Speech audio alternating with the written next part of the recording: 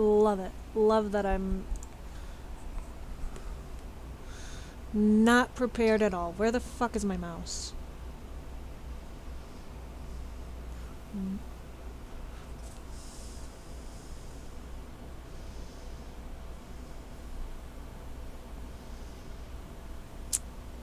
My voice, my...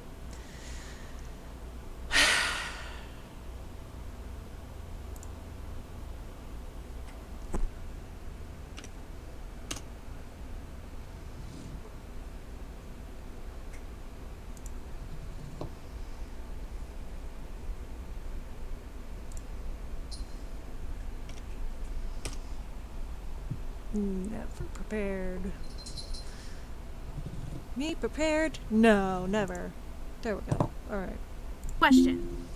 Let's say you've been hot holding some food for 4 hours. Alfredo sauce, for example. When you check the internal temperature of the food, you see that it's 127 degrees Fahrenheit, 53 degrees Celsius. What should you do? Has been hot held. It needs to be higher than that. Throw it out. That's right. Yes. After 4 hours, that food could have been in the temperature danger zone for too long, so it should be thrown out.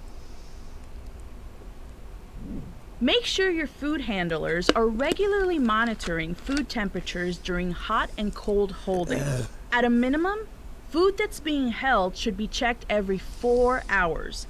If it doesn't meet those required minimum temperatures of 41 degrees Fahrenheit, 5 degrees Celsius or lower, or 135 degrees Fahrenheit, 57 degrees Celsius or higher, then throw it out.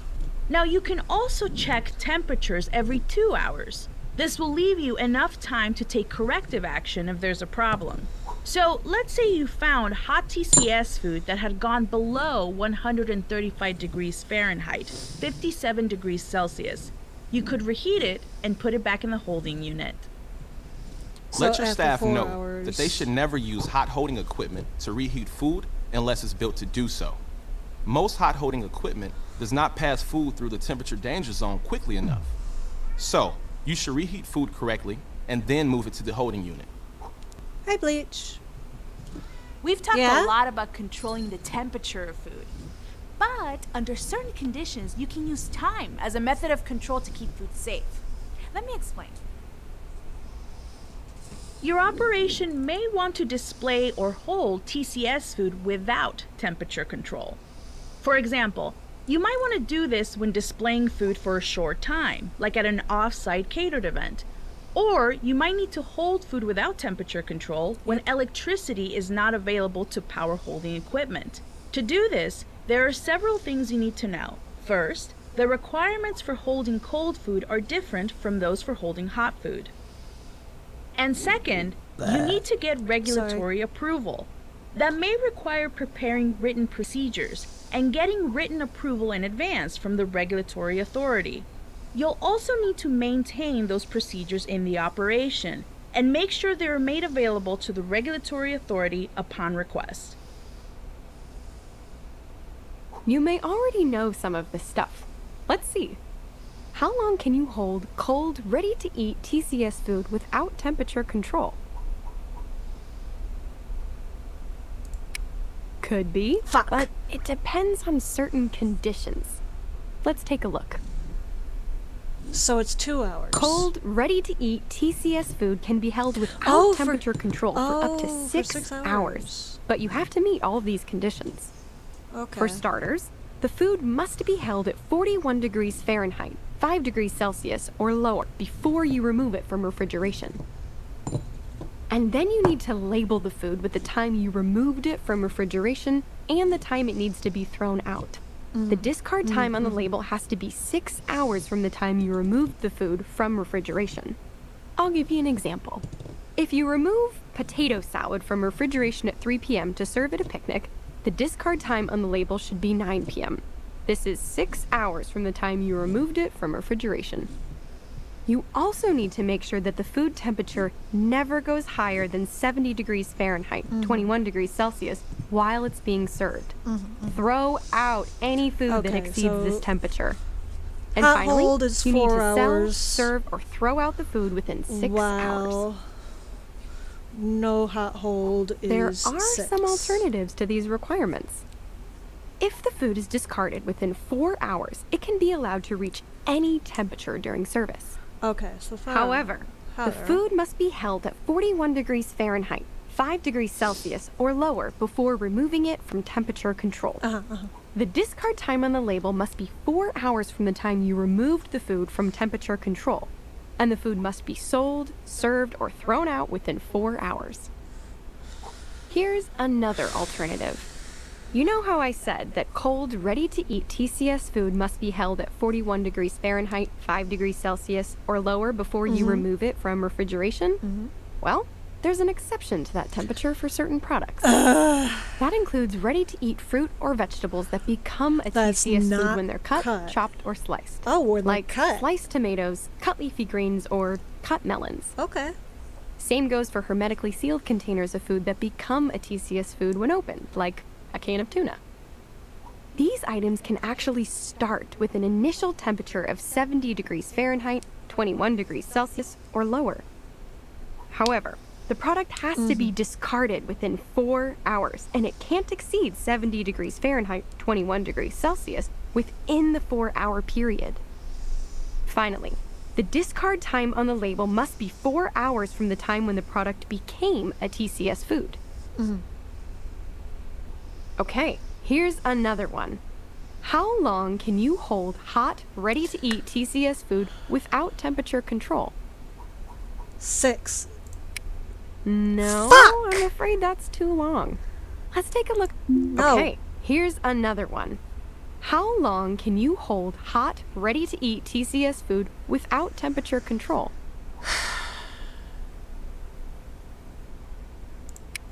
You got it. Yes, Up okay. to 4 I hours. knew it was 4 hours, but there I are got some confused because of conditions the you other should one. know about. You can hold hot, ready-to-eat TCS food without temperature control for up to 4 hours if you meet these conditions. First off, hold the food at 135 degrees Fahrenheit, 57 degrees Celsius, or higher before removing it from temperature control. And label the food with the time you need to throw it out. The discard time on the label has to be 4 hours from the time you remove the food from temperature control. And be sure to sell, serve, or throw out the food within 4 hours. Now, here's the big exception. You can never hold food without temperature control if you primarily serve a high-risk population. Oh, true, And that's true for both cold and hot food. The biggest threat to food that is ready to be served is contamination. Your kitchen and service staff need to know how to serve food safely. Dining rooms, self-service areas, off-site locations, and vending machines all have specific guidelines that staff need to follow. Let's start with the kitchen staff. Question time. How can kitchen staff protect ready-to-eat food when handling it?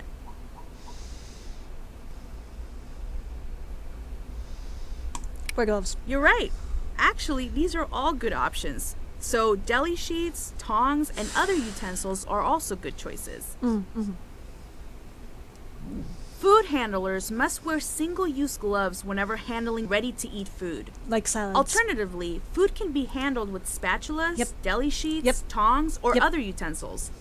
Keep in mind that there are some I didn't know that was situations a where deli it may sheet. be acceptable to handle ready-to-eat food with bare hands. These were discussed earlier. Were they? When you're working with ready-to-eat food, use separate utensils for each food item. Clean and sanitize them after each serving task. And if you're using utensils continuously, make sure that your staff know to clean and sanitize them at least once every 4 hours. That's fair. Serving utensils should be stored in the food with the handle 4 extended hours is above the rim basically of the the container. Bottom Or, line. if you're serving a non-TCS food item, you can place them on a clean and sanitized food contact surface. Spoons or scoops that are used to serve things like ice cream or mashed potatoes can be stored under running water. Or you can store them in a container of water, but that water has to be kept at a temperature of at least 135 degrees Fahrenheit, 57 degrees Celsius. One item the kitchen staff need to be aware of is reusable and refillable take-home containers. Some jurisdictions allow food handlers to refill take-home containers brought back by a customer.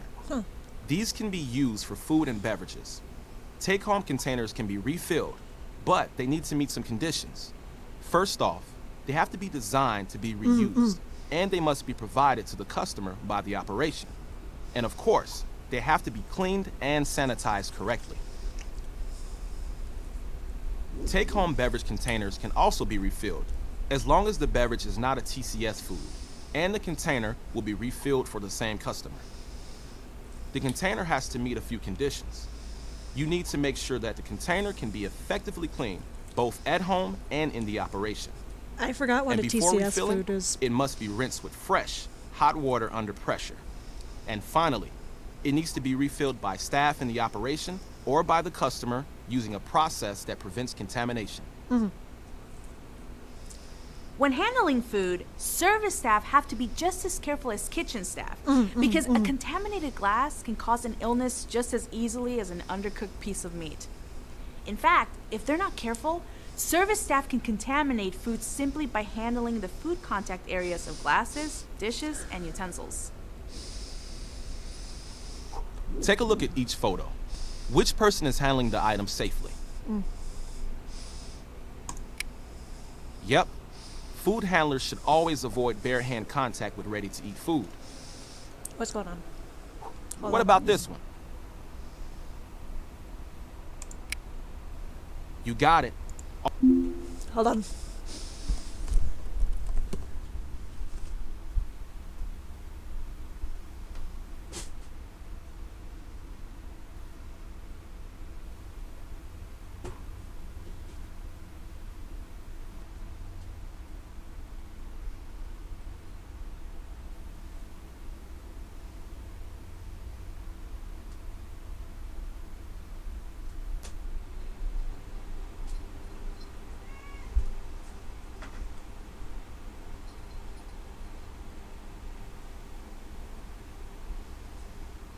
Why are you getting warmer?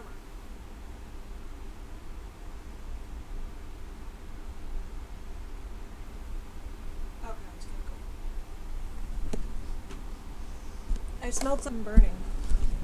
I didn't know what it was. I guess it's my imagination. Always use an ice scoop or tongs to get ice. Never scoop ice with your bare hands or with a glass. That glass could chip or break. Which food is safer? That's perfect. Just like the way this person is holding the plate. Always hold dishes by the bottom or edge, and hold glasses by the middle, bottom, or stem. Don't touch the food contact area of dishes or glassware. How about this one? Right you are. This person knows you should not stack glasses. And he's carrying the glasses in a rack, so he's not touching the food contact surface. He also could have used a tray. Last one for this series of questions. Who's being safer? Yep, this person is holding the flatware by the handle, which is safe. You never want to touch the food contact surface of the flatware. That's also why you should store flatware with the handles up. So servers touch the handles and not the food contact surfaces. Some operations preset tableware on dining tables, and you can probably guess what I'm going to say next. There are some rules around this. If your operation uses preset tableware on dining tables, then you need to take some steps to prevent contamination. One way to do this is to wrap or cover the flatware. Now, you don't have to wrap or cover the table settings as long as you remove any extra or unused settings when guests are seated. But if those settings remain on the table, then they need to be cleaned and sanitized after the guests have left. It's important that you train both your service staff and your kitchen staff on the rules about reserving food. Reserving? So what happens if a guest is unhappy with a chicken sandwich that they ordered and they return it uneaten? Can that menu item be reserved to a different guest? No! No! You're absolutely correct. You don't Menu items reserve that are anything. returned by one customer should not be reserved to another customer. You can't. Here are some more requirements on reserving food. No, you don't reserve food. What the Let's fuck? start with condiments.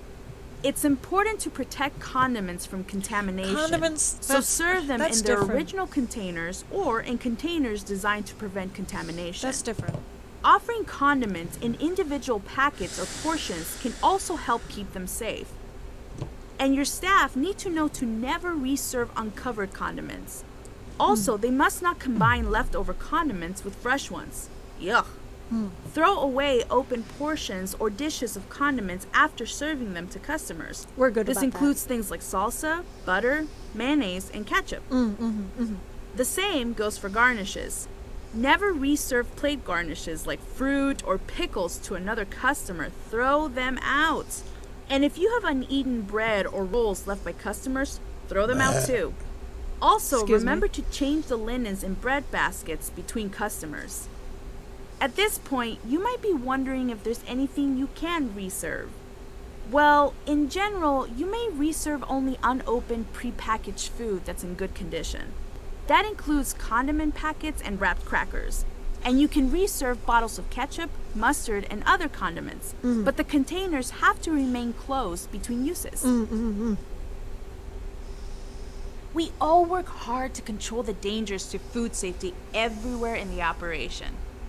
But what can we do for self-service areas like salad bars? We know that these areas are at risk from contamination, and time temperature control is also an issue. Well, it turns out there are quite a few things we can do to keep food safe. But first, a question. Does food in a self-service area need to be labeled? Yes. Yep, you bet it does. Here's how. There are a few different ways to do it, but make sure that food is always labeled in your self-service areas. Putting the names of salad dressing on ladle handles is one example. And while we're talking about utensils, make sure that you stock food displays with the correct utensils for dispensing. Examples would be tongs, ladles, and deli sheets. Also, food in these areas should be protected by a sneeze guard. But there are other options as well. For example, you could put food in a display case, or you could package it in a way that will protect it from contamination. Don't let customers refill dirty plates or use dirty utensils at self-service areas. Pathogens like norovirus can easily be transferred by reused plates and utensils. Assign a staff member to monitor guests and post signs reminding customers not to reuse those plates and utensils. Now, some kinds of food don't require all of this protection. Whole raw fruits and vegetables and nuts in the shell that require peeling or hulling before eating are examples. When it comes to time and temperature control, self-service areas are just like the rest of the operation. Keep hot food hot at 135 degrees Fahrenheit, 57 degrees Celsius or higher. And keep your cold food cold at 41 degrees Fahrenheit, 5 degrees Celsius or lower. Typically, raw unpackaged meat, poultry, and seafood cannot be offered for self-service. But there are a few exceptions. Bruh. It's okay to provide ready-to-eat food at buffets or salad bars that serve food like sushi or raw shellfish. Okay, that's fine. You It's just gotta also keep it fine away to from provide the raw, frozen shell on other shrimp ready-to-eat or lobster. food. And finally, it's okay to provide ready-to-cook portions that will be cooked and eaten immediately on the premises, Yeah. like you have at Mongolian barbecues. Alright, there's one last thing. Don't forget about the ice. Whether you're holding raw oysters or just cans of soda, let your staff know that ice used to keep food or beverages cold should never be used as an ingredient. Alright. Okay, we're just about done with how to keep self-service areas safe. Just one more thing. Bulk food. Oh no. Bulk food in self-service areas needs to be labeled. Yep. And that label must be in plain view of the customer. When you're labeling the food, you can include the manufacturer or processor label provided with the food. Easy, right? Or, if you want, you can provide this information using a card, sign, or other labeling method. Bulk unpackaged food, stuff like bakery products and unpackaged food that's portioned for customers, doesn't need to be labeled as long as it meets some conditions. If the product makes no claim regarding health or nutrient content, you don't need to label it. And of course, if there are no laws requiring labeling, then you don't need to worry about it. That means You also looking don't it need a up. label if the food is manufactured or prepared on the premises. Oh, Same story if the food is manufactured or prepared at another food operation or processing plant owned by the same person. okay. But the operation must be regular. Uh-huh. Okay, let's look at off-site service and vending machines. Sometimes food is prepared in one place and then transported someplace else for service. It's called off-site service. Catering is one example, and it poses some unique challenges to food safety. It's like the food During delivery, you gotta off-site keep service, delays from the point of preparation to the point of service increase the risk that food will be exposed to contamination or time temperature abuse. So there are some steps that need to be taken. You'll need to pack the food in insulated food containers and make sure that they're food grade. They should be designed so food cannot mix, leak, or spill. At the service site, use appropriate containers or equipment to hold food at the correct temperature. Also, if you're using a vehicle to deliver the food, make sure that it's cleaned regularly. Now, keeping an eye on the temperature of the food is just as important during off-site service as it is any other time. So check internal food temperatures.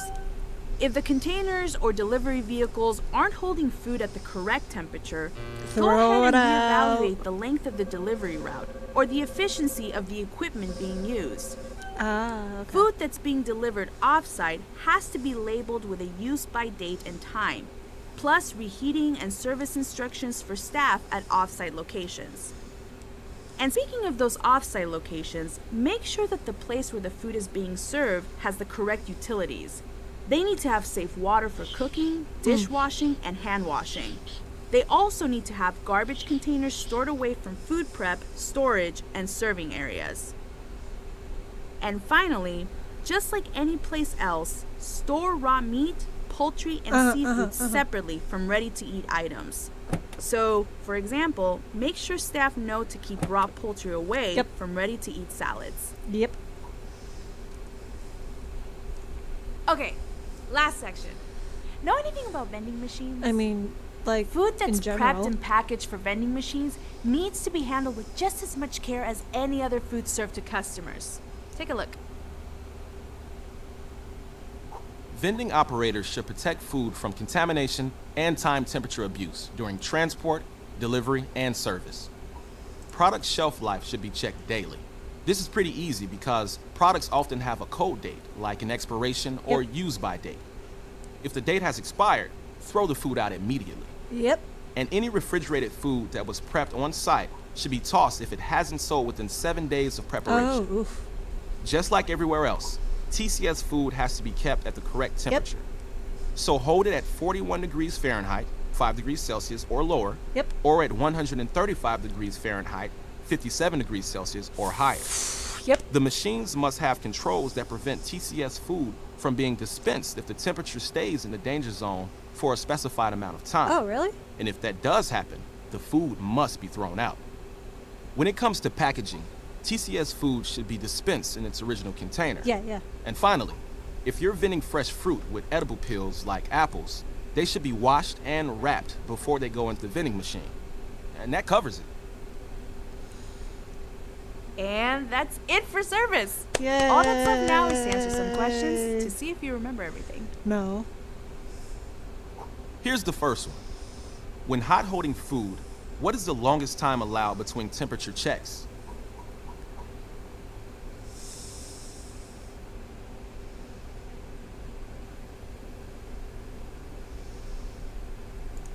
Correct. Yes! The longest amount of time that you can allow between temperature checks on hot held food is 4 hours. Nice job. You have 2 hours to correct Where it. allowed, how many hours can hot TCS food be held without temperature control before the food must be sold, served, or thrown out? Hot.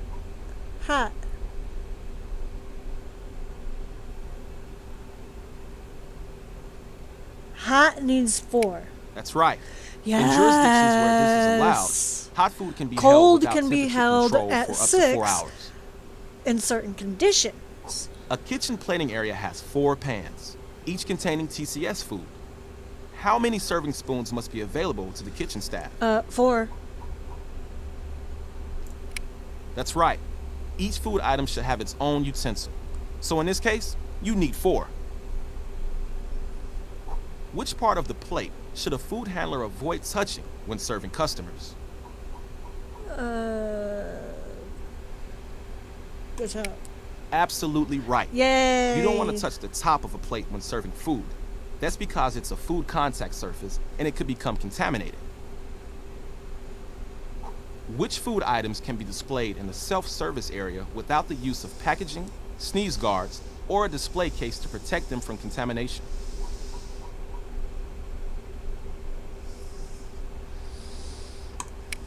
Yes. Yes. Whole raw fruits and vegetables and nuts in the shell that require peeling or hulling don't need to be under a cover or in packaging.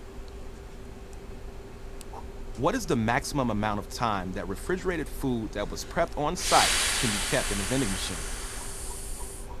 7 days. 7 days, 7 days. Yes, you got it. Refrigerated food that was prepped on site can be kept in a vending machine for a maximum of 7 days after preparation. Very nice work. Yay! Okay, now it's time to switch gears a bit. Up to now, you've learned about a lot of practices that can keep food safe as it flows through your operation. But to be really effective, you have to find a way to tie all those practices together into a system that you can manage and monitor. Fortunately, there's a way to do that. It's called a food safety management system. So, we're going to start by exploring what a food safety management you gotta system keep is. track of the And that temperatures. leads into 2 important concepts twice that you'll a be day or hearing so. about shortly. Active managerial control and hazard analysis critical control point. okay. HACCP for short. Let's start at the top. Any idea what a food safety management system is?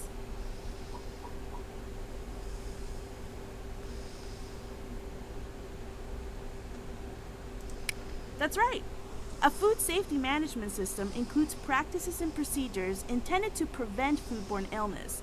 But the purpose of those practices and procedures is to actively control risks and hazards throughout the flow of food.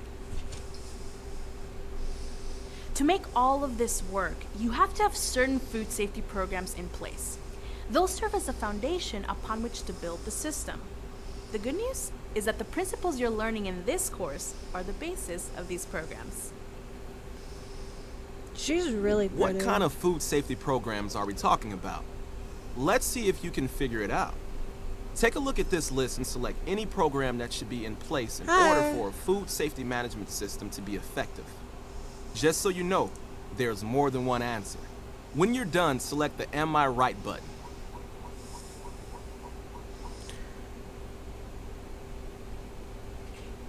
Fuck, I need to hear. What kind of food safety programs are we talking about? What kind of food safety programs? Let's see if you can figure it out. Take a look at this list and select any program What that should kind be of in food place safety in order for a programs? food safety management system to be effective. Just so you know, there's more than one answer. When you're done, select the Am I Right button.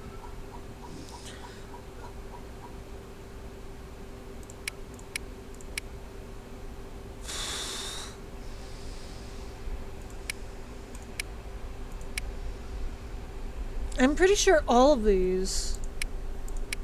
These are all right. It's all of them. Yeah. You should have programs in place for personal hygiene, supplier selection and specifications, cleaning and sanitation, facility design and equipment maintenance, pest control, quality control and assurance, food safety training, and finally, standard operating procedures.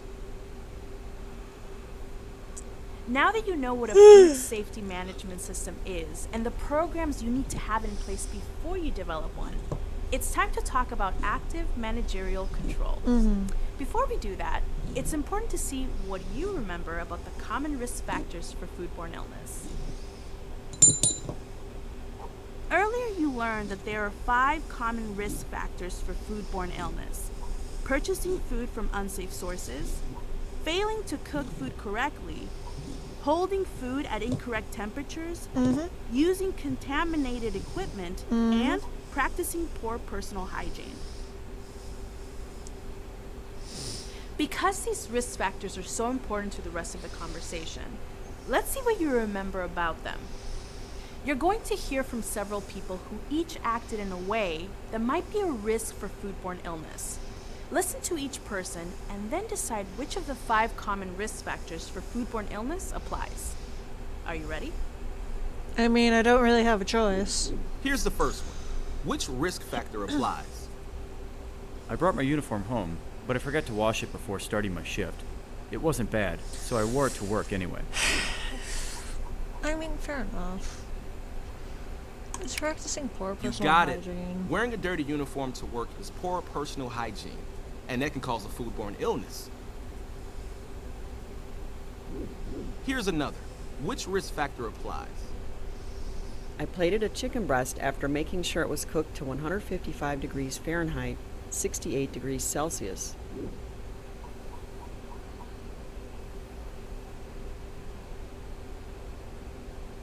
She plated it? I thought it was supposed to be 165. That's right. Yeah, it's The cook failed to 165. cook the chicken correctly because it should have been cooked to 165 degrees Fahrenheit, 74 degrees Beef Celsius. and poultry need to be before serving. 165. That can cause a foodborne illness. Fish Try this is one. 145. Which risk factor applies? My friend raises beef and sells fresh steaks on the side from her home, so I bought a few cases and put them on the menu to try them out. Purchasing from unsafe sources. That's right. It's especially true if this source is not inspected or does not meet all applicable local, state, and federal laws. Listen to this one. Which risk factor applies? I checked the steamed rice in the hot holding unit, and it was at 120 degrees Fahrenheit, 49 degrees Celsius. So I went ahead and served it. It has to be 135. 135 or 131? I'm going with 135. Yep. Yes, This has to 135. do with holding food at the correct temperature. The rice should be held at 135 degrees Fahrenheit, 57 degrees Celsius, or higher. Last one. Which risk factor applies? After I finished prepping fish, I immediately Oh. used the same knife and cutting board to prep produce. That's like basic. Dude. That's right. Using equipment to prep produce after prepping fish could cause a foodborne illness. So, contaminated equipment is the issue here. It's your job to actively control the 5 risk factors for foodborne illness and any others. This is called active managerial control. Because it's something that may be new to you and because it can be complicated, I'm going to have an expert explain it to you. She's a health inspector who's got a lot of experience with active managerial control. I thought and you she's were waiting the patiently for expert. your questions. She'll have some for you too, so be ready.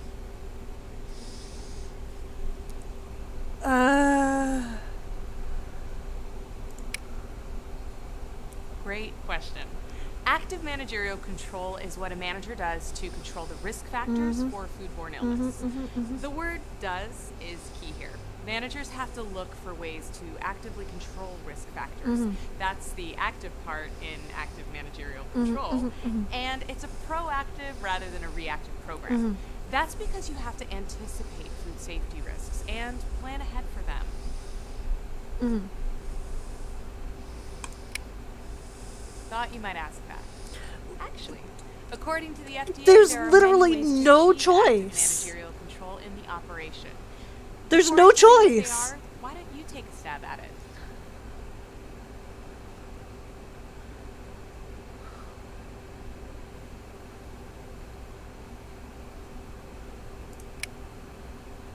You're right, but that's not the only Obviously. way.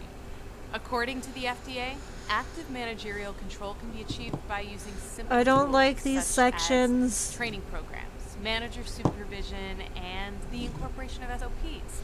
It can also be Okay. achieved through more complex solutions, such as a hazard analysis Talk critical faster. control point, or HACCP program. More about that later. What's your part in active managerial That's control? the $1,000,000 question. Oh, Well, as a manager, wow. you have to practice active managerial control throughout the flow of food, which will help you keep your operation free from risk. That includes anticipating potential foodborne illness risk factors and then controlling or eliminating them. You might already be doing some of these things, such as purchasing food from approved suppliers, but it also includes many of the things you've learned, like making sure food is held at the proper temperature, or cooking food to its required minimum internal cooking temperature.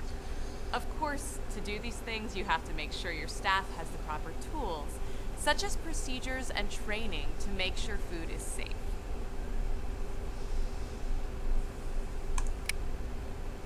There are some important steps to take when implementing active managerial control in your operation. Let's take a look at them. First, you'll want to find and document any potential foodborne illness risks in your operation, and then identify those hazards that can be controlled or eliminated. Next comes monitoring. You see, food will be safe if managers monitor critical activities in the operation. So you need to note where employees must monitor food safety requirements. This might include identifying when temperature should be taken, or how often sanitizer concentration should be tested in a 3-compartment sink. Then there's corrective action. Yeah. Here you'll need to take the appropriate steps to correct improper procedures or behaviors, like when it's necessary to increase the concentration of the sanitizer after finding out it was too low when tested. Yeah, we had to do Management that before. oversight is critical to implementing active managerial control. I'm gonna have That to means start verifying teaching that the your staff new is people following to all policies, do procedures, temperature and checks. corrective actions. As I mentioned earlier, training is important to active managerial control. Yep. So hate ensure that training. your employees are trained to follow all food safety procedures, and if you need to, train them again. Finally, you need to reevaluate your active managerial control program. That includes periodically reassessing the system to make sure it's working correctly and effectively. Yay! I can move on. Whew. That was a lot, I know. But talking about how to control the risks that cause foodborne illness is so important. Fortunately, the FDA also has some recommendations for how to control them. They call them public health interventions, and as the name implies, they're designed to protect public health. Knowing how to keep food safe and being able to show it can help prevent foodborne illness. It's what the FDA calls the demonstration of knowledge. As a manager, you have to be able to show that you know what to do to keep food safe. Becoming certified in food safety is one way to show this. You're on your way towards that by taking this course. Because poor personal hygiene leads to foodborne illness, the FDA has identified staff health controls that should be put in place to ensure they're practicing Yeah, we good need to personal start hygiene. cracking down on people This not includes wearing things hats. like reporting illnesses and illness symptoms to management. And while we're on the subject of hygiene, it's important to discuss the FDA's recommendation for controlling hands as a vehicle of contamination, and its aim at controlling bare hand contact with ready-to-eat food. This might include requiring the use of tongs to handle this food. We now know that failing to cook or hold food at the right temperature can lead to foodborne illness. Yep. To address this, the FDA recommends incorporating time and temperature parameters into food safety procedures for controlling pathogens. Those procedures should limit the time food spends in the temperature danger zone, requiring food handlers to check the temperature of food being hot held every 2 hours is an example. Finally, if food will be served raw or undercooked in your operation, the FDA recommends the inclusion of consumer advisories. Remember, consumer advisories let customers know which items on your menu are served raw or undercooked, and include a statement about the risk of eating these foods. That about does it for the FDA's public health interventions. Yay! There are many systems you can implement to achieve active managerial control of foodborne illness risk factors. Hazard Analysis Critical Control Point is one such system. It's pronounced HACCP, by the way. No. HACCP. Hack. HACCP is based on identifying significant biological, Hack it. chemical, or physical hazards at specific points Hack it. within a product's flow through the operation. Once identified, the hazards can be prevented, eliminated, or reduced to safe levels. An effective HACCP system must be based on a written plan. This plan must be specific to each facility's menu, customers, equipment, processes, and operations. Since each HACCP plan is unique, a plan that works for one operation may not work for another. Okay, that about covers food safety management systems. Short module, but big important content, right? All that's left are a couple of multiple choice questions, and you're done. What system is specifically focused on controlling the 5 common risk factors for foodborne illness?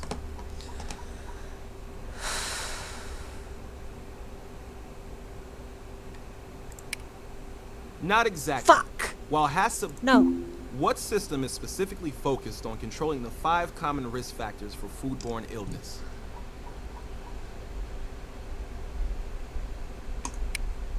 Nope. Fuck. Not all food safety management. What system is specifically focused on controlling the 5 common risk factors for foodborne illness?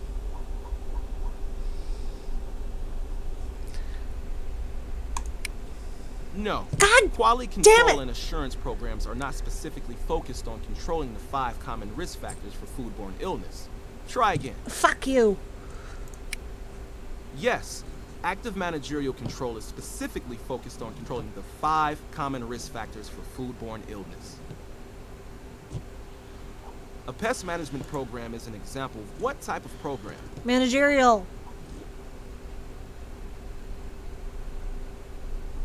Managerial? No. God! A pest management program Damn serves it. as a foundation to a HACCP program. Think about the things you've been learning in ServSafe and try again. Shut up. A pest management program serves as a foundation to an active managerial control program. Think about the things you've been learning in ServSafe. Shut and try up. again. Yes, a pest management program. Oh, is a he food sounds safety so program tired. upon which Sounds you so can build a exasperated. food safety management It's a system, recording. like HACCP. Nicely done. Fuck off. What is the risk factor for foodborne illness for a pie prepped on the same cutting board as raw meat? Contamination.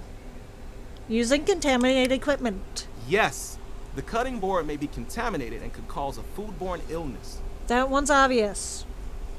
What is the purpose of a food safety management system? To keep food safe, duh.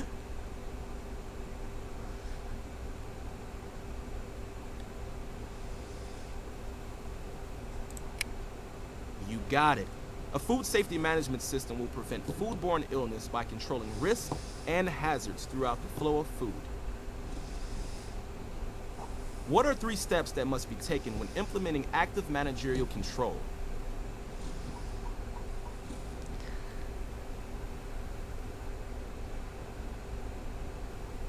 Identify risks.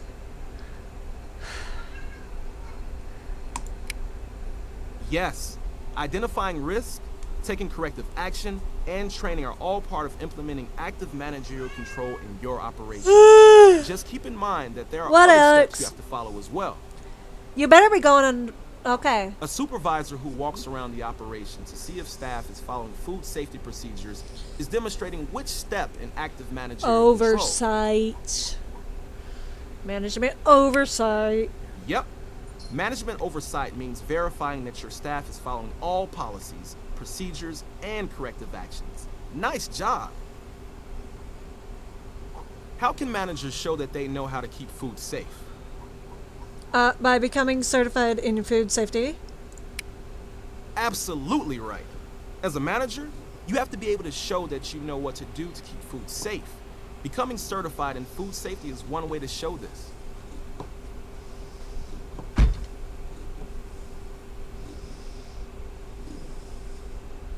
Now it's time to talk about the facility.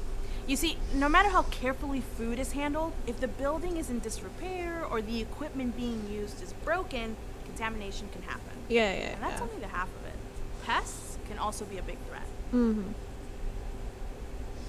To prevent this, there are a few things you need to know, like how to pick materials and equipment that are safe for use in food service operations, and how to install and maintain them.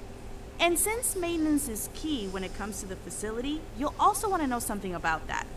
You may not be aware of this, but the utilities used by an operation can cause food safety hazards, so we'll need to take a closer look at them. Sometimes hazards to food occur due to emergencies that arise in the facility, like a sewage backup. So you need to know how to handle those. And finally, since pests are a big threat to food safety, you need to know how to prevent and control them. The materials, equipment, and utilities in your operation play a part in keeping food safe. Given the opportunity, you should choose items with food safety in mind. Remember, you may need to consult your local regulatory agency before making changes to your operation, including the facility or equipment. All right, let's start with the materials used for floors, walls, and ceilings.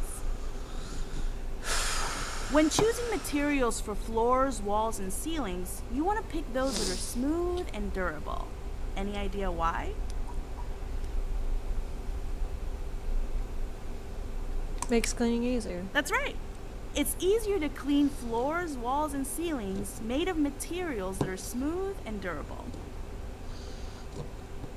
Once Ours your new aren't floors, smooth. walls, and ceilings have been installed, your job's not done. You have to maintain them. So replace missing or broken ceiling tiles and do the same for flooring.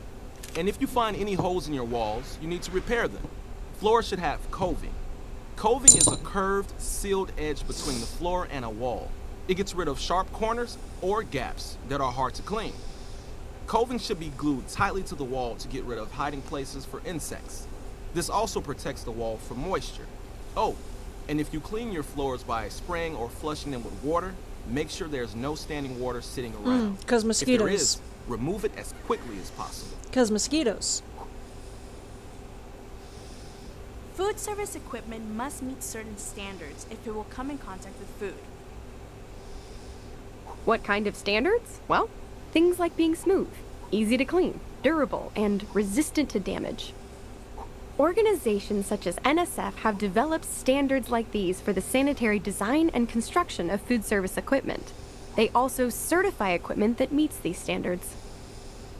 Other organizations classify equipment or evaluate it to ensure that it meets the standards developed by others.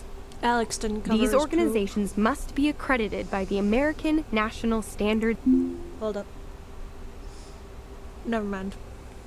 Institute, or ANSI. Wild child is laying When on me. purchasing equipment, look for the NSF mark, the UL EPH classified mark, or the ETL sanitation mark. These indicate that the equipment has been certified or classified for sanitation under an ANSI accredited program. Now that you know what to look for when buying food equipment, there are some things you need to know about installing it. Whatever you do, you'll want to follow the manufacturer's recommendations. And don't forget to check in with your local regulatory authority to see what's required. Stationary equipment should be easy to clean and easy to clean around.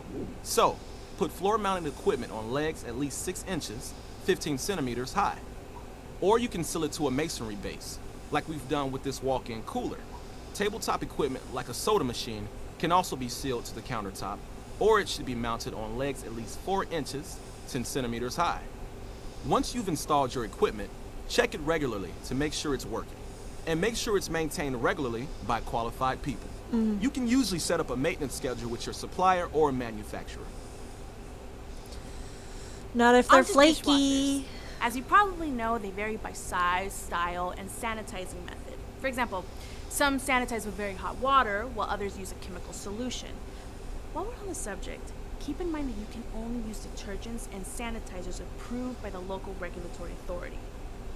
There are several things to consider before selecting and installing a dishwasher. But before we go any further, remember that you should always follow the manufacturer's instructions when installing, operating, and maintaining dishwashers.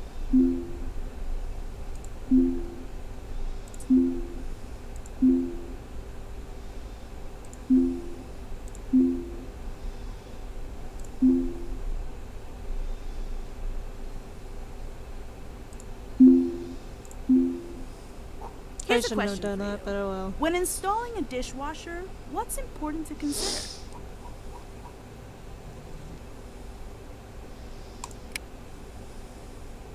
Nice job. A dishwasher must be installed so that it's reachable and conveniently located. I just wanted to And see you how also long have I to was make doing sure it. that the way it's installed keeps utensils, equipment, and other food contact surfaces from becoming contaminated. Dishwashers should have the ability to measure important information that can affect food safety. Any idea what information should be measured by a dishwasher? Temperature. They're all important. Nice job. The dishwashers that you purchase should have the ability to measure water temperature and pressure. They should also be able to measure the concentration of cleaning and sanitizing chemicals. Our Keep in mind thermometer that is information about the broken. correct settings for each measurement should be posted on the machine. Last question. How often should you daily. clean a dishwasher? Daily. As often as necessary. You got it.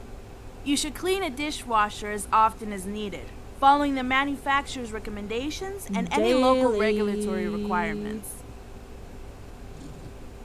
Dishwashers are not the only way to clean and sanitize items. 3-compartment sinks are another alternative. Many operations use 3-compartment sinks to clean and sanitize items manually in the operation.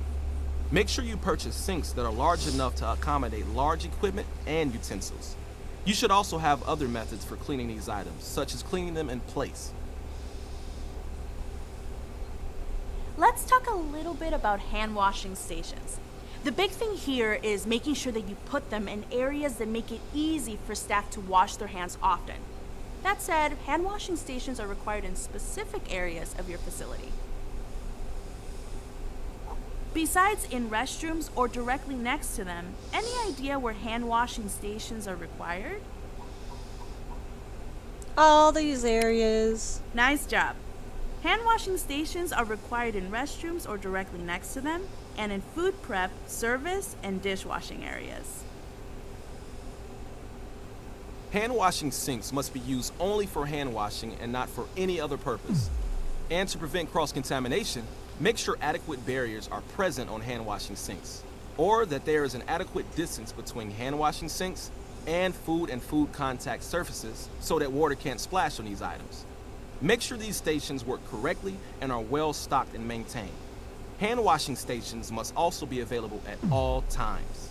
That means they can't be blocked by portable equipment or stacked full of dirty kitchenware. There are some very specific requirements for a hand washing station. First, the sink must have hot and cold running water. That water must be drinkable and meet temperature and pressure requirements. The station should also have soap, either liquid, bar, or powder. And the hand washing station must provide a way to dry hands. That could be disposable paper towels or a continuous towel system that supplies the user with a clean towel. Hands can also be dried with a hand dryer using either warm air or room temperature air delivered at high velocity. Keep in mind that a garbage container is required if you're providing disposable paper towels to dry hands. Finally, you need to post a clearly visible sign or poster that tells staff to wash hands before returning to work. So, back at my first job, there was this lady who was crazy. She didn't wash her hands properly. And that kind of gave me a complex. Well, I already had one, but she made it worse. I once saw her wipe off the sweat from her back and then continue to work. And I'd be like, you gotta wash your hands, you gotta wash your hands. And the manager was like, let me deal with it. And it's like, I see her not washing her fucking hands before getting to work. Turns out she was washing her hands in the dish sink. So now, I ask everyone, did you wash your hands? Did you wash your hands? Did you wash your hands? I'm very annoying about that. An operation uses many utilities and building systems. That includes things like water, electricity, gas, sewage, and garbage disposal. Building systems include plumbing, lighting, and ventilation. There must be enough utilities to meet the needs of the operation. In addition, the utilities and systems must work correctly. If they don't, the risk of contamination is greater. Let's start by taking a closer look at water and plumbing. Any discussion about water is going to include the term potable, as in potable water. Any idea what potable water is? No.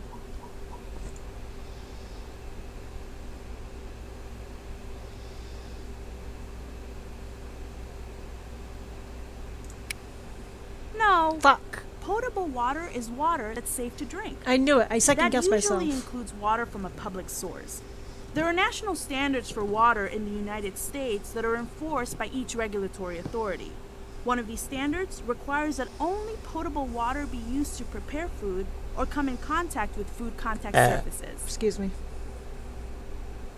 Potable water can come from many sources, like approved public water mains, private water sources that are regularly tested and maintained, closed portable water containers, and water transport vehicles. While we're on the subject of water, you should know how to prevent plumbing issues that can affect food safety. One of the most important things you can do is to have licensed plumbers work on the plumbing in your operation. You see, plumbing that's not installed correctly can allow potable water to be mixed with unsafe water. This can cause foodborne illness outbreaks. Not good. The greatest challenge to water safety comes from cross connections. A cross connection is a physical link between safe water and dirty water, which can come from drains, sewers, or other wastewater sources. A cross connection is dangerous because it can let backflow occur. Backflow is the reverse flow of contaminants through a cross connection into a potable water supply. Backflow can be the result of pressure pushing contaminants back into the water supply. It can also happen when high water use in one area of an operation creates a vacuum in the plumbing system that sucks contaminants back into the water supply. This is called back siphonage. Okay, take a look at these two sinks. Which one can cause backflow? You're right. This sink is definitely at risk for backflow. Here's why. The hose, which is attached to the faucet and placed in the sink water, creates a cross connection. Dirty sink water could be sucked back into the water supply if back siphonage were to occur. The same thing can happen if you were to place a running hose into a mop bucket to fill it up. Oh, So what's the best way to prevent shouldn't do that? backflow? Well, you can start by avoiding cross connections in the first place. There are other ways to prevent backflow. First, don't attach a hose to a faucet unless a backflow prevention device is attached, like a vacuum breaker. Vacuum breakers are mechanical devices that prevent back siphonage by closing a check valve and sealing the water supply line shut when water flow is stopped. There are other mechanical devices that can be used to prevent backflow, like double check valves and reduced pressure zone backflow preventers. The advantage of these devices is that they include more than one check valve for sealing off the water supply. They also provide a way to determine if the check valves are operational. Backflow prevention devices must be checked periodically to make sure they're working correctly. This must be done by a trained and certified technician, and the work must be documented. Always follow local requirements and manufacturer's recommendations. Okay, take a look at these two sinks. Which one can cause backflow? Yep, this sink's drain pipe is connected directly to the floor drain. Wastewater could back up into the sink, contaminating it. Let me show you how to prevent that. You don't have it connected to the The only sure way to drain. prevent backflow is to create an air gap. An air gap is an airspace that separates a water outlet from a potentially contaminated source. A sink that is correctly designed and installed usually has two air gaps. One is between the faucet and the flood rim of the sink. The other is between the drain pipe of the sink and the floor drain of the operation. There are only a couple more things we need to talk about regarding plumbing: grease traps and septic systems. Here's a question for you. What's the purpose of a grease trap? To keep grease from You got it. rocking A buildup of drain. grease in pipes is a common problem in plumbing systems. So grease traps are often installed to prevent a grease buildup from blocking the drain. If used, grease traps should be installed by a licensed plumber and be easy to access. Also, make sure they're cleaned regularly, following the manufacturer's recommendations. Any idea what can happen if a grease trap is not cleaned regularly? It can be blocked. That's right. If grease traps are not cleaned regularly, dirty water can back up and contaminate the facility. And odors can also occur. Now, if your facility has an on-site septic system, there are also a few requirements. Ew. First, septic systems need to be properly tested to make sure they're working correctly. And like everything else in your facility, they must be maintained to avoid problems. Ew. Good lighting makes it easier to clean things in your operation. It also provides a safer environment. We're working on it. Lighting intensity, how bright the lights are in the operation, is usually measured in units called foot candles or lux. Different areas of the facility have different lighting intensity requirements. Local jurisdiction usually require prep areas to be brighter than other areas. This allows staff to recognize the condition of food and identify items that need cleaning. Once the appropriate level of lighting has been installed in each area of the facility, you must monitor it. Replace any bulbs that have burned out and make sure bulbs are the correct size. All lights should have shatter-resistant light bulbs or protective covers. These products prevent broken glass from contaminating food or food contact surfaces. Okay, enough about lighting. Let's talk about ventilation for a minute. Ventilation improves the air inside an operation by removing heat, steam, and smoke from cooking lines. It also eliminates fumes and odors. Here's a question for you. You notice that grease and condensation are starting to build up on the walls and ceiling. What's the problem?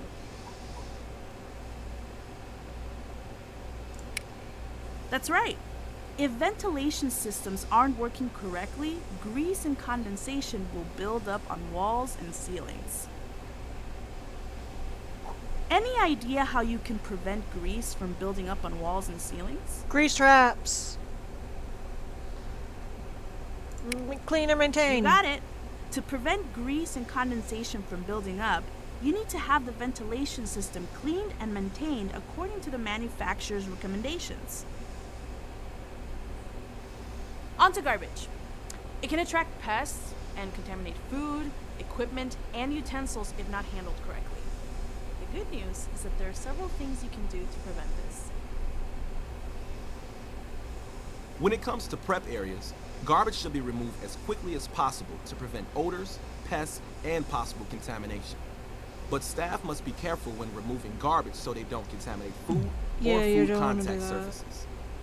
Keeping containers clean is an important way to prevent contamination. It will also We're reduce working on odors that. and pests. So clean the inside and outside of garbage containers frequently, but don't do it near food prep or food storage areas. Containers must be leak-proof, Oh. waterproof, and pest-proof. They also should be easy to clean. And make sure containers are covered when not in use. While we're on the subject, keep in mind that women's restrooms must include a covered receptacle for sanitary Yep. napkins. Waste and recyclables must be stored separately from food and food contact surfaces. The storage of these items must not create a nuisance or public health hazard. Outdoor garbage containers have their own set of requirements. Place them on a surface that's smooth, durable, and non-absorbent. Asphalt and concrete are good choices. Make sure outdoor containers have tight-fitting lids and are kept covered at all times. And keep their drain plugs in place. Oh. It goes without saying that regular maintenance in a facility is very important. That's because poor maintenance can cause food safety problems in your operation. There are several things you should do to maintain your facility. That includes things like cleaning the operation on a regular basis, making sure all building systems work and are checked regularly, Yep. making sure the building is sound by ensuring there are no leaks, holes, or cracks in the floors, foundation, ceilings, or windows, controlling pests, and maintaining the outside of the building correctly, including patios and parking lots. It goes without saying that regular maintenance in a facility is very important. That's because poor maintenance can cause food safety problems in your operation. Any idea what an imminent health hazard is? Yep, an imminent health hazard is a significant threat or danger to health. It requires immediate correction or closure to prevent injury. Other threats should also be considered, like power failures and refrigeration breakdowns, which can threaten your ability to control the temperature of TCS food. This can result in the growth of pathogens. Unauthorized people inside a facility are a risk to food safety. This is especially true when they can access storage and processing areas. Also, acts of nature can weaken a facility's security, such as heavy storms. Threats to the drinkable water supply must also be considered. Broken water mains and breakdowns at water treatment facilities are a risk to the safety of food. Terrorist contamination of the water supply could also be a threat. When faced with any of these crises, you must first determine if there is a significant risk to the safety or security of your food. If the risk is significant, service must be stopped. Then, the local regulatory authority must be notified. Spoiled or contaminated food must be thrown out, along with food and packaging that is not intact. Finally, you must decide how to correct the problem.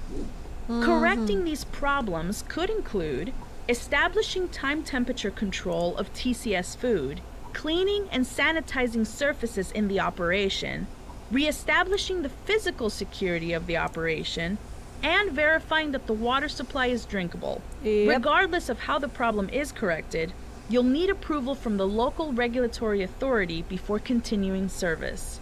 But here's something to keep in mind. They may allow you to continue operating in the event of a water or electrical interruption. To do this, however, there are certain conditions that you'll have to meet. The first is having a written emergency operating plan that has been approved in advance by the regulatory authority. You'll also have to make sure that you're taking immediate corrective action to prevent, eliminate, or control any food safety risks or imminent health hazards associated with the interruption. Yep. And finally, the regulatory authority has to be informed anytime you implement your emergency operating plan. Rodents, insects, and other pests are more than just unsightly to customers. They can damage food, supplies, and facilities. Yeah. But the greatest danger comes from their ability to spread diseases, including foodborne illnesses. That's So why I put prevention bleach in is my mop critical in water. pest control. If they walk To on keep the your wet operation floor, pest-free, they get you poisoned. need to follow 3 basic rules. 1, deny pests access to the operation. 2, deny pests food, water, and shelter. And 3, work with a licensed pest control operator, PCO. Since your biggest job when it comes to pests is preventing them from getting into and staying in your operation, it's time to see what you know about pest prevention. We're going to show you several photos. Your job is to decide if what you see in each photo can prevent pests. Ready?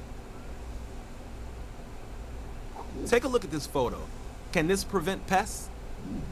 Yes. Because you're taking care of the trash. Yes, it can. You can deny pest shelter by throwing out garbage quickly and correctly, and by keeping containers in good condition and clean. So wash them regularly. Yep. How about this? I mean, you're sweeping it up, so yeah. Sure can. To keep out pests, you always want to clean up spills around garbage containers. Same goes for food and beverage spills, including crumbs and scraps. Careful cleaning eliminates pests' food supply and destroys insect eggs. It also reduces the places pests can take shelter. Yep. Here's another. Yes. The lid is Yep, closed. keeping outdoor containers tightly closed can prevent pests. So can placing them on a surface that's smooth, durable, and non-absorbent. Asphalt and concrete are good choices. Oh, and make sure to keep the drain plug in place. What drain plug? Try this one. Ugh. No. That's gross. Right you are. Recyclables should be stored in clean, pest-proof containers. And they should be kept as far away from your building as local regulations allow. Last one. No. It's on the floor. Good job. Food and supplies should be kept away from walls and at least 6 inches, 15 centimeters, off the floor. Store them quickly and don't forget about FIFO, so pests don't have time to settle and breed. Pests can be brought inside with deliveries or through building openings if you're not careful. But there are some things you can do to prevent it. There's like 2 hours left of this. Check Maybe all an hour and a deliveries half. before they enter your operation. And refuse shipments if you find pests or signs of pests in them. This includes egg cases and body parts, legs, wings, etc. Ew. Make sure all of the points where pests can access the building are secure. Screen all windows and vents and patch or replace them when needed. Seal cracks in floors and walls and around pipes. Install self-closing doors and air curtains, also called air doors or fly fans, above or alongside doors. Even after you've made every effort to keep pests out, they may still get into your operation. Yep. If this happens, you must work with a PCO to get them under control. Yep. Even if you only spot a few pests, they may actually be present in large numbers. This is an infestation and can be very difficult to eliminate. Pests leave signs, letting you know they're there. Look for live or dead insects or rodents, feces, nests, Ew. and damage on products, packaging, and the facility itself. Contact your PCO immediately if you see these or any other pest-related problems. They're super so that flaky, control though. measures can be taken. And by the way, poisonous or toxic pest control materials should only be applied by a certified applicator. Nice job. All that's left to do is answer a few multiple choice questions, and you're all finished. What are the most important food safety features to look for when selecting flooring, wall, and ceiling materials? It has to be smooth. Smooth and durable. That's right. You want materials for flooring, walls, and ceilings to be smooth and durable. This makes cleaning easier. None of ours is. When installing tabletop equipment They're on bumpy. legs, the space between the base of the equipment and the tabletop must be at least what? 6 inches. 6 inches? Well, Fuck. you could, but that's higher than you need. Try again. It's not 2. 4 inches? Okay. Yep, you got it. Nice job. What is the most likely cause of a buildup of grease and condensation on the walls and ceiling? Ventilation not working. Yes. A buildup of grease and condensation on walls and ceilings is an indication that the ventilation system is not working properly. A hand washing station should have a garbage container, hot and cold water, signage, a way to dry hands, and what else?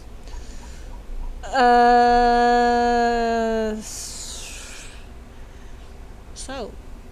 Soap, that's obvious. Yes, that's right. A hand washing station must have soap, either liquid, bar, or powder. What's the only completely reliable method for preventing backflow? Air gap. Nice job. Air An air gap. gap is the only completely reliable method for preventing backflow. Air gap. What's wrong with a dumpster placed on a gravel driveway with the lids closed and the drain plug in place? Absorbent. should be paved. That's right. Outdoor containers should be placed on a surface that's smooth, durable, and non-absorbent. Asphalt and concrete are good choices. A broken water main has caused the water in the operation to appear brown. What should you do? Get a plumber.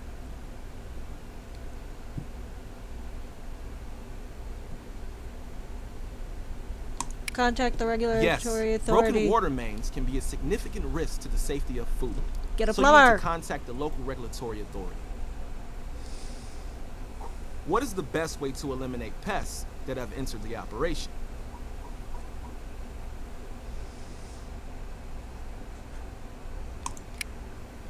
Yes, this is the safest way to eliminate pests in the operation.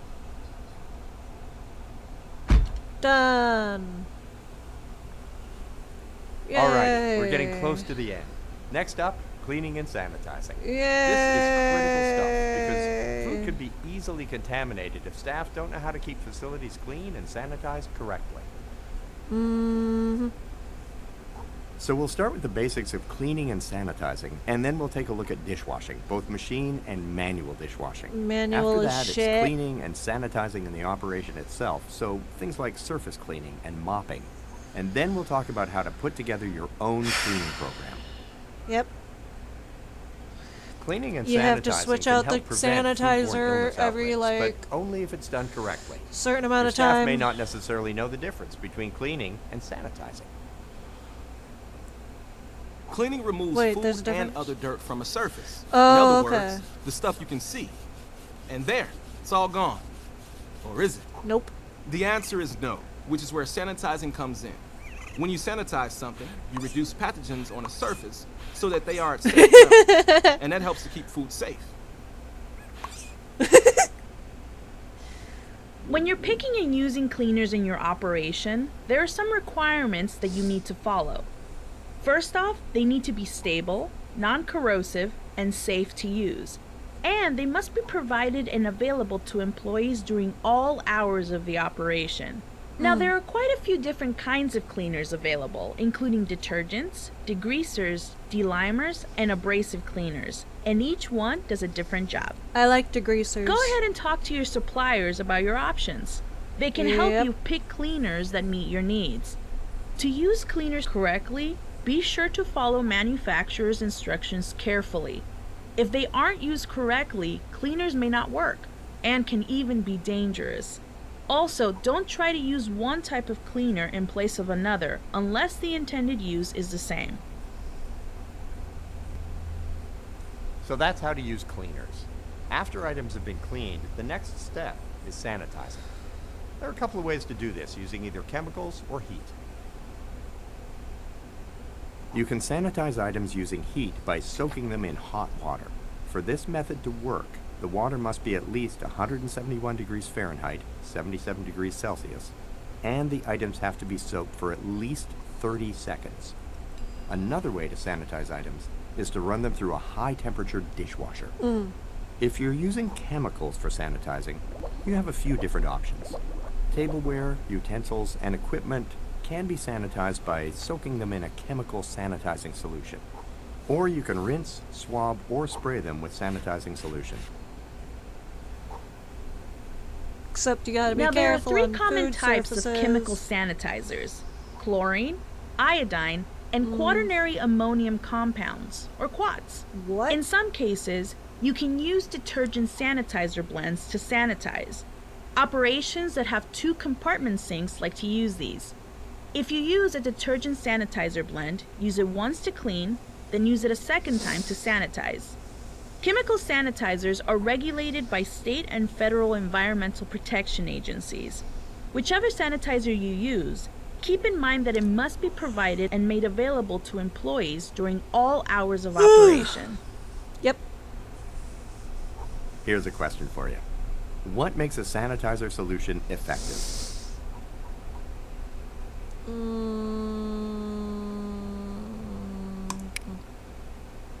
Don't hate me for the trick question.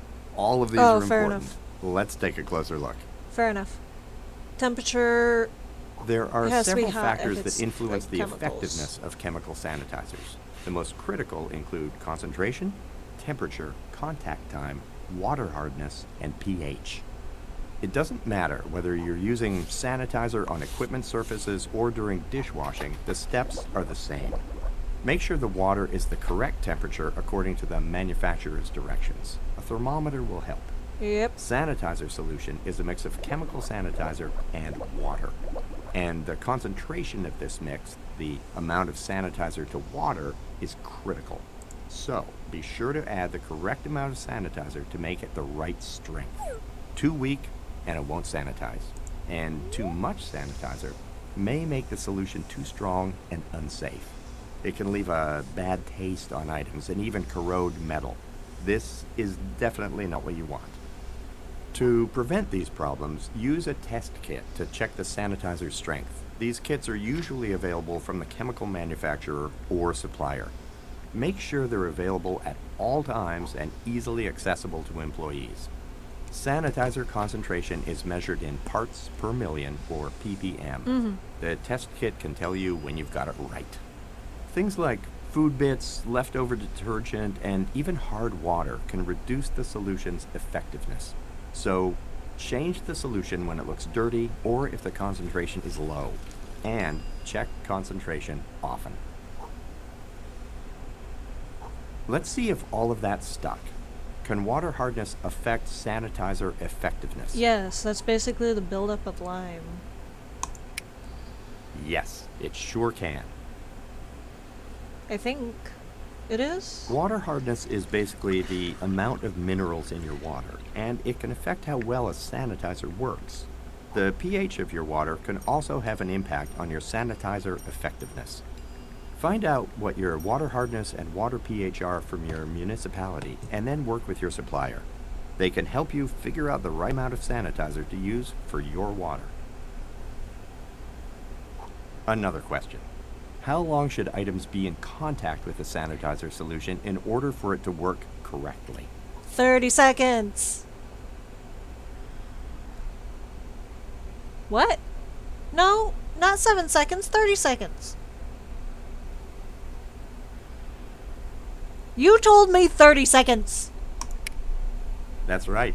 For a sanitizer solution to kill pathogens, it must make contact with the object being sanitized for a specific amount of time. 30 this is seconds. Called contact time. You told and the me amount of 30 time depends seconds. on a few different factors. If you're using chlorine as a sanitizer with water that is 100 degrees Fahrenheit, 38 degrees Celsius, or higher, you need to make sure your water pH is 10 or lower and your water hardness meets your manufacturer's recommendations. Sanitizer concentration should be between 50 and 99 parts per million, and you need a contact time of 7 seconds or greater. But what if you want to use chlorine with water that's a little cooler, say 75 degrees Fahrenheit, 24 degrees Celsius, or higher? No problem. Just make sure your water pH is 8 or lower, water hardness meets manufacturer's recommendations, sanitizer concentration is 50 to 99 parts per million, and use a contact time of at least 7 seconds. Oh, okay. Another sanitizer option with that 75 degrees Fahrenheit, 24 degrees Celsius water is quartz. Ensure that the water pH is within the manufacturer's recommendations and the water hardness is 500 ppm or lower, or whatever your manufacturer recommends. The concentration will depend on the manufacturer's recommendation, and the contact time is a bit longer, 30 seconds. You told me 30 seconds. What? What? Bitch! I'm sorry? Excuse me? Sir? That better not have reset my progress.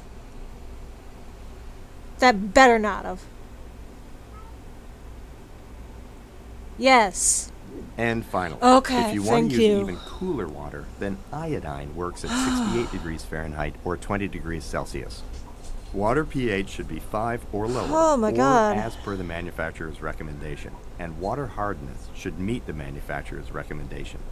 Keep your sanitizer concentration That between fucking 12.5 and scared 25 me. ppm and a contact Because, like, time I of was, at like, least right about 30 seconds. there before. Every place is a little different, and your staff are going to have to know how and when to clean and sanitize items and surfaces in your operation. Not all surfaces are handled the same way. The ones that don't touch food only need to be cleaned and rinsed. Things like floors, walls, storage shelves, and garbage containers.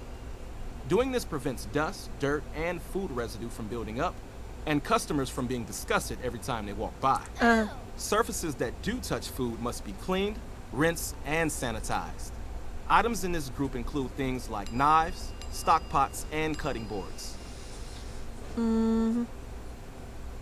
There are 5 steps to cleaning and sanitizing a surface. Step 1 is to scrape or remove any bits of food off the surface. Use the right cleaning tool for this, like a nylon brush or pad, or a cloth towel. Step 2 is no surprise. Wash the surface. Prepare your cleaning solution with an approved cleaner and use the right tool, like a cloth towel. For step 3, it's time to rinse the surface. Use clean water and the right tool. A cloth towel can work for this too. Step 4 is to sanitize. It's important to use the correct sanitizing solution and make sure that it's mixed to the correct concentration per the manufacturer's recommendation. As with everything else, use the correct tool. In this case, that would be something like a cloth towel. And make sure that the entire surface has come in contact with the sanitizing solution. Step 5 is the easiest. Let the surface air dry. Now, if you find surfaces in your operation that haven't been cleaned and sanitized correctly, take corrective action immediately. That's cleaning in 5 easy steps. Let's watch an employee take a shot at cleaning a prep table and see how he does. He's gonna do horrible. Watch this video and see if the employee cleans and sanitizes the prep table correctly.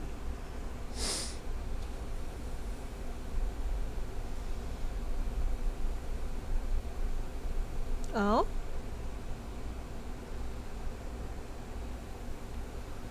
Okay. Okay.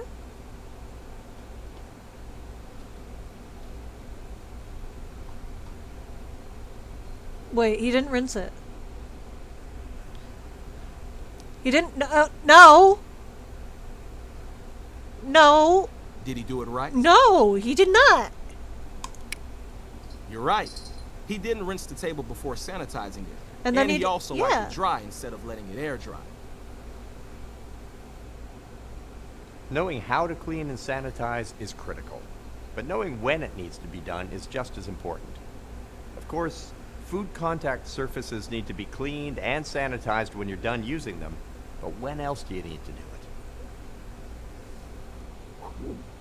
These employees are going to ask you whether or not they need to clean and sanitize something.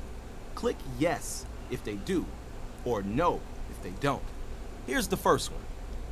I just finished trimming a roast and want to use the same knife and cutting board to fillet fish. Should yes. I clean and sanitize them first? Yes. Yes. Such an obvious Right you are. fucking question. Food contact surfaces need to be cleaned before working with a different type of food. Morons. Because this person is switching from meat to fish, it's time to clean and sanitize.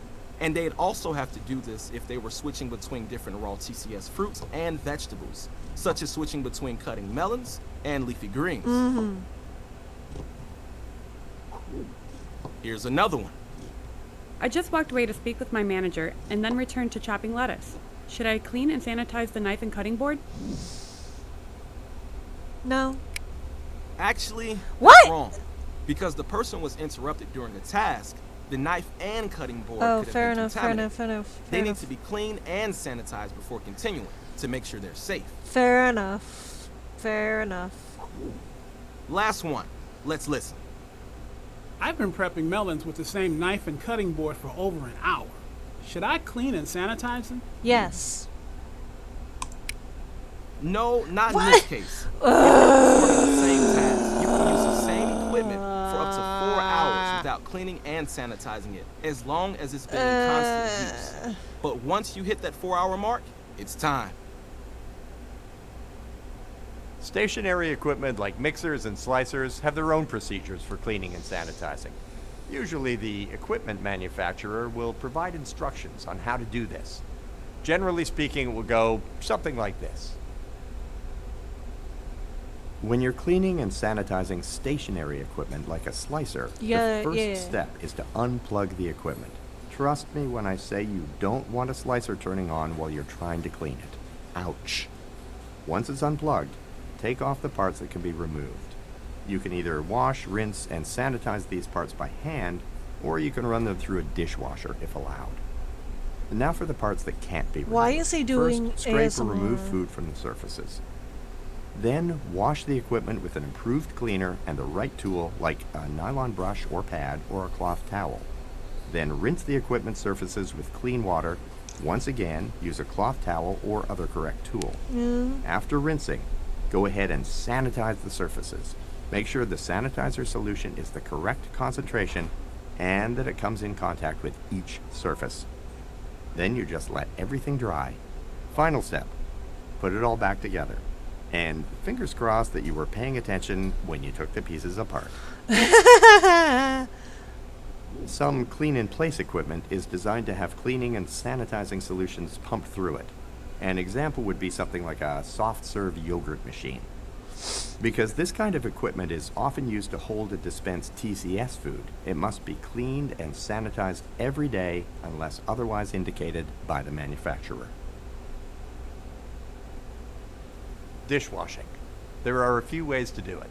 Smaller things like tableware and utensils are often cleaned and sanitized in a dishwashing machine. And bigger things like pots and pans might be cleaned by hand in a 3-compartment sink. But however you do it, there are some specific practices to follow to make sure it's done correctly. And after everything's been cleaned and sanitized, it needs to be stored correctly to protect it from contamination.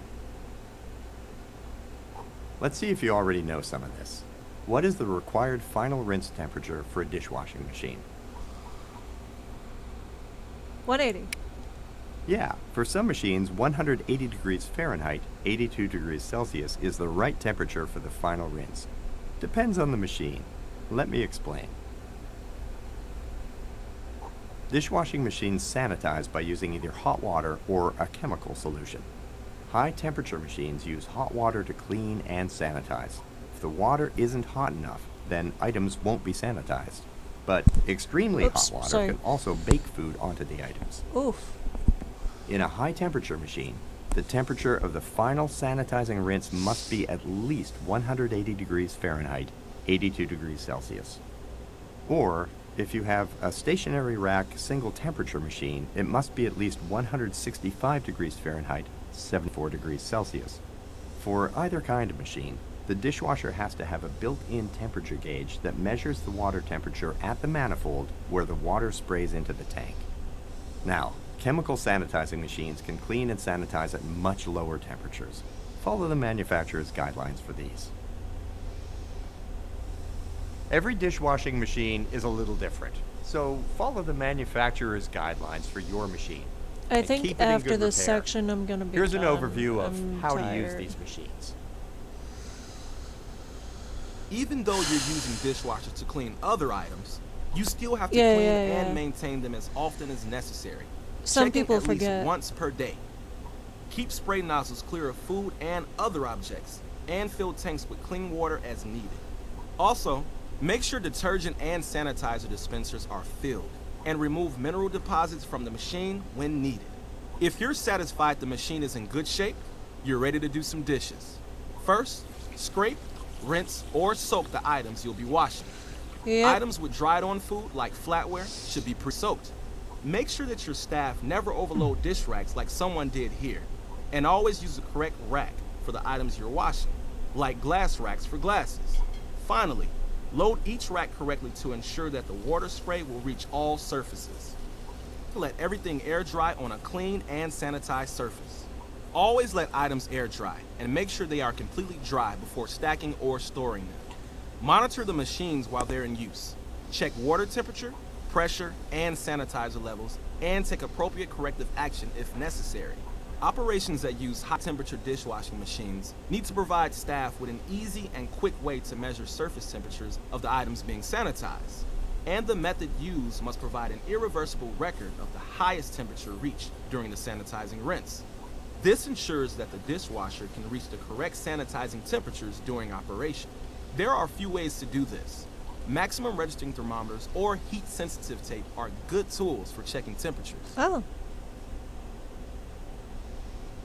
A lot of operations use a 3-compartment sink to wash big items like pots and pans. The first step is setting up the sinks. You may already know how to do this. Let's get this 3-compartment sink set up.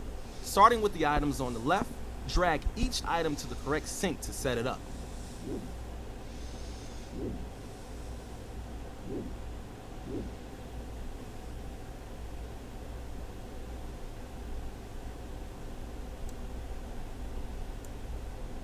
Yep, the cleaning tools aren't for one specific sink, but should be used to clean and sanitize each sink and drain board before you start washing dishes.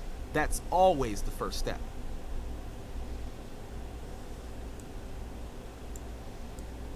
Sir, I want it. That's right. The first sink should be filled with detergent and water that's at least 110 degrees Fahrenheit, 43 degrees Celsius. Follow the manufacturer's recommendations. You got it. The second sink should only be filled with clean water to rinse things off. Or, if you spray rinse items, you can leave the sink empty. Nailed it. The third and final sink needs water and the correct amount of sanitizer, so be sure to check the sanitizer's strength and follow the manufacturer's recommendations. As an alternative, you can use hot water to sanitize. Either way, make sure that your sink area has a clock with a second hand, so food handlers know how long items have been in the sanitizer. Nice job setting up the sink. Now try your hand at washing this plate correctly by dragging it through each step in the cleaning and sanitizing process in order. To get you started, here's a hint. You're going to want to scrape that plate before you stick it in the sink. I know. Well done. Lots of people miss this, but the first thing to do is rinse, scrape, or soak the plate before washing it. Some places soak the plate in the first sink. If this is done, change the solution when the food bits start to build up or the suds are gone. Okay, what's the next step? Right, next comes washing, and you always wash items in the first sink. Use a brush, cloth towel, or nylon scrub pad to loosen the dirt. And be sure to change the water and detergent when the suds are gone or the water is dirty. What's next? Yes, you're on a roll. After washing comes rinsing, and after the first sink comes the second sink. You can dip them in the water or spray rinse them. Just make sure to remove all traces of food and detergent. And, tell me if this sounds familiar, change the rinse water when it becomes dirty or full of suds. Next. Awesome. Scrape, then wash, then rinse, then sanitize. That's what the third sink is for. Soak them in a sanitizer solution for the correct length of time, and change the sanitizing solution when the water temperature or sanitizer concentration falls below requirements. And remember that you never want to rinse items after sanitizing, because this could contaminate the surfaces. What's last?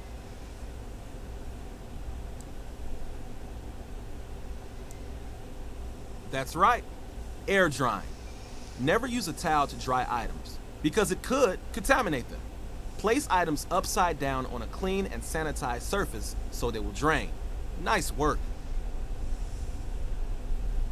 After tableware and utensils have been cleaned, it's important to store them correctly to protect the items from contamination. It's up to you to make sure that your staff know this.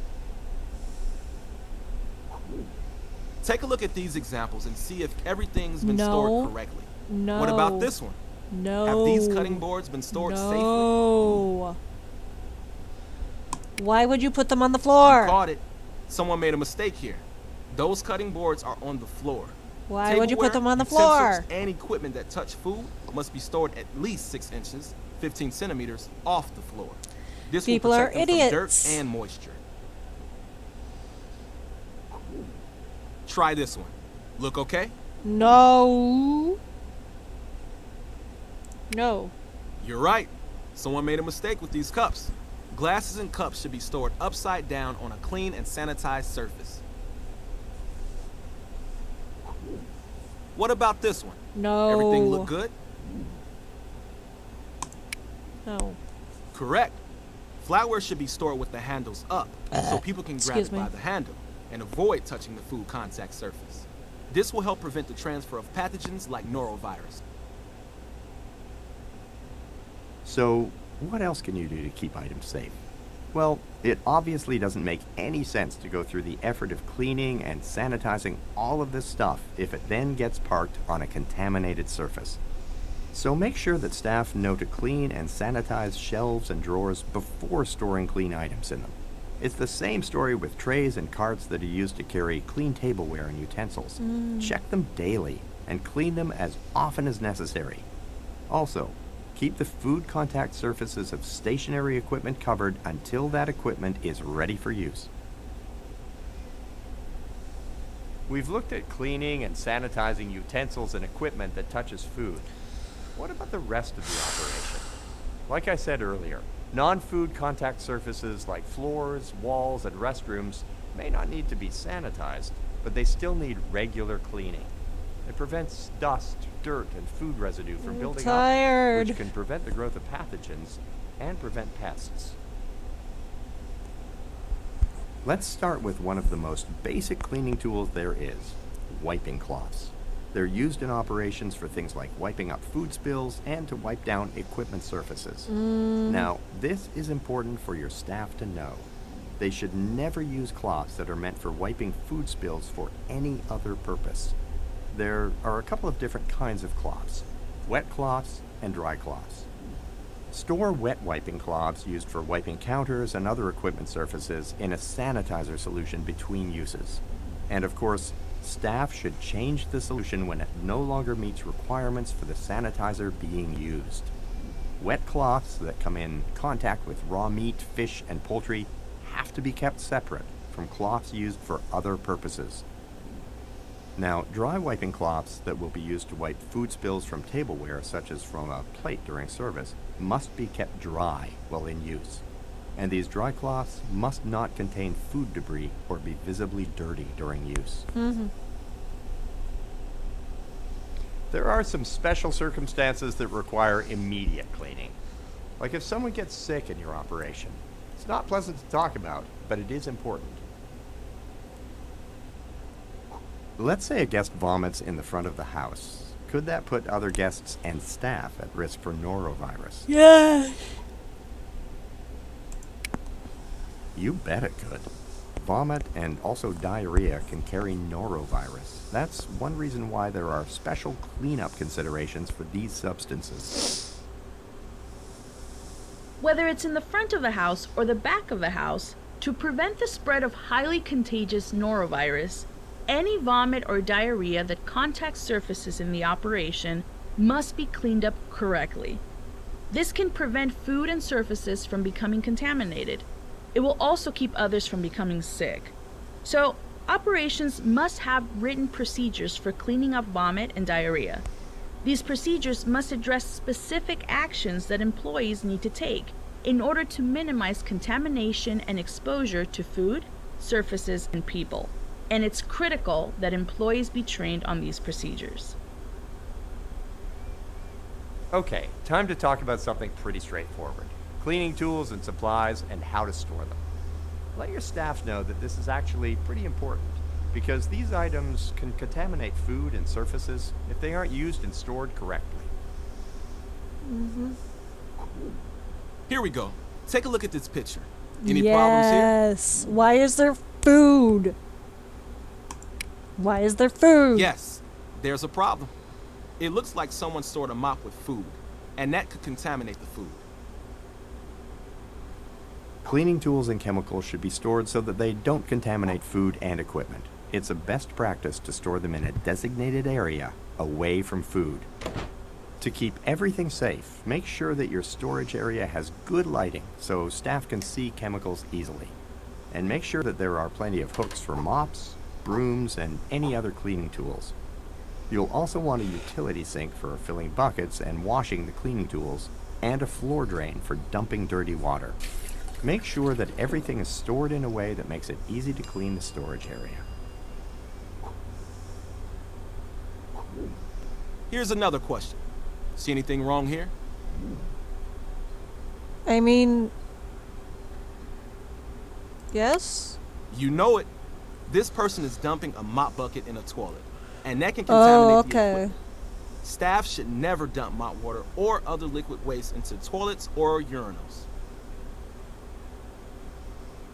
Cleaning equipment can also cause contamination when employees clean mops, brushes, or other tools in the wrong sink. So make sure your staff know not to do this in sinks for hand washing, food prep, or dishwashing. Mops, brooms, and brushes need to be air dried. Place them in a position to air dry overnight where they won't dirty walls, equipment, or supplies. And staff should pay similar attention to buckets. Clean and rinse them. Let them air dry and then go ahead and store them with the other tools. If you see that chemicals or cleaning tools have not been used or stored correctly, take corrective action immediately. It's probably no surprise to hear that some of the chemicals used in the operation can be hazardous, especially if they're used or stored incorrectly. One of the biggest dangers is cross-contamination. To keep everything nice and safe, make sure that your operation only uses chemicals that are approved for use in a food service operation. And follow some basic guidelines when handling them. Can we get to the self-check First off, yet? you never want to keep chemicals that aren't required to operate or maintain the establishment. And before you do use any chemicals, be sure to always remove or cover items that could become contaminated. An example would be covering the fryer when cleaning the hood. Then, when you're done using chemicals, make sure to clean and sanitize equipment and utensils. And of course, always follow the law and manufacturer's directions when using chemicals.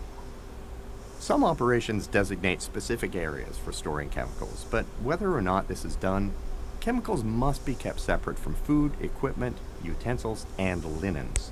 There are a couple of ways you can do this. Oh, this is the last one. Fuck, I don't want to do it. And keep the chemicals away from other I want to go to items. sleep. Or you can partition off chemicals from other items stored in the same area. But either way, make sure that chemicals are always stored below wanna go to food, sleep. equipment, utensils, and linens. Let your staff know that chemicals need to be stored in their original containers. The container should have a manufacturer's label, and that label must include the directions for use and be clear enough to read. If chemicals are transferred to a new working container, like filling up a spray bottle with sanitizer, then the label on that container needs to list the common name of the chemical. We're almost through. It's time to put it all together by developing a cleaning program and making a master cleaning schedule. To develop an effective cleaning program for your operation, you're going to want to focus on 3 things. First, create a master cleaning schedule. Second, train your staff to follow it. And third, monitor the program to make sure it works. Every master cleaning schedule should cover the basics. The first is obvious. List what should be cleaned. Include both food contact and non-food contact surfaces. You can list all of the cleaning jobs in one area, or you can list the jobs in the order that they should be done. Your call. Then figure out who should clean what. Assign each task to a specific individual. Also, determine when it should be cleaned. Staff should clean and sanitize as needed, so schedule major cleaning when food will not be contaminated or service will not be affected. And schedule work shifts to allow enough time. Finally, write down how everything should be cleaned. You want to make sure that you have clear, written procedures for cleaning. Go ahead and list cleaning tools and chemicals by name. Of course, you want to follow the manufacturer's directions when cleaning equipment. And you should post the cleaning instructions near the item to be cleaned. Once you've got everything documented, schedule some time for training. Work with small groups or conduct your training by area. And after everything is in place, monitor the program and see if everything is working the way it should. Supervise daily cleaning routines and check all cleaning tasks against the master cleaning schedule every day. Don't be afraid to change the master schedule as needed. You may need to account for things like a change in menu, procedures, or equipment. And finally, don't forget to ask staff for input on the program. And that's it. We are so close to being done. All that's left are the Yay! What is the correct way to clean and sanitize a prep table?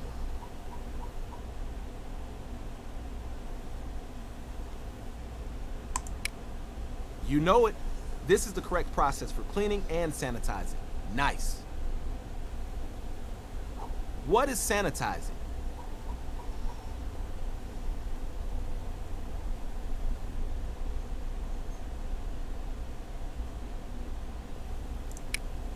Yes, absolutely.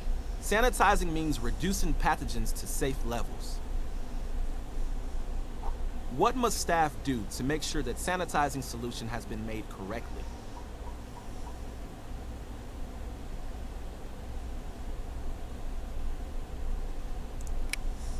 You are correct. Staff should use a test kit to make sure that the sanitizer solution has been made correctly. At a minimum, how often should dishwashing machines be checked for cleanliness? That's right. Dishwashing machines should be cleaned as often as needed, and you want to check them at least once a day. What is the correct way to store a mop between uses?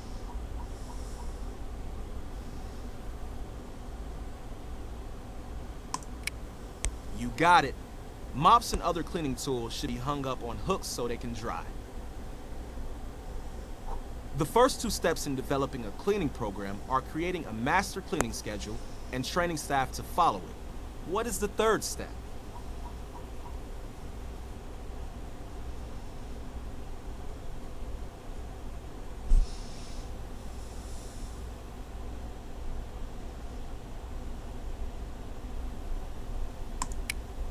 That's absolutely correct.